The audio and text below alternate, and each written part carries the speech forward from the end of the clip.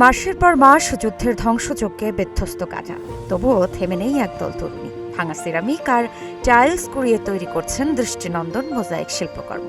কেউ বানাচ্ছেন আল আকসা মসজিদের ছবি, আবার কেউ ফুটিয়ে তুলছেন ধ্বংসস্তূপ থেকে বেঁচে ফেরা এক নারীর প্রতীকী প্রতিচ্ছবি। শিল্পী মোহাম্মদ আবু লাহিয়ার তত্ত্বাবধানে কালচার অ্যান্ড থ্রেড থট অ্যাসোসিয়েশনের এই কর্মশালা যুদ্ধের কারণে বন্ধ থাকলেও আবার চালু হয়েছে। এখানে তরুণ তরুণীদের শেখানো হচ্ছে প্রাচীন মোজাইক শিল্পের কৌশল। যুদ্ধের কারণে প্রয়োজনীয় সরঞ্জাম ও উপকরণের তীব্র সংকট থাকায় তারা বিকল্প উপায়েই কেটে জুড়ে ও স্থাপন করছেন প্রতিটি শিল্পকর্ম। এই মোজাইকগুলো শুধু শিল্প নয়, এগুলো ফিলিস্তিনের ইতিহাস, সংস্কৃতি আর নিজেদের অস্তিত্ব টিকিয়ে রাখার এক নীরব প্রতিরোধের গল্প। যুদ্ধ অনেক কিছুই কেড়ে নিতে পারে, কিন্তু নিজের শেকড় আর সৃজনশীলতাকে নয়।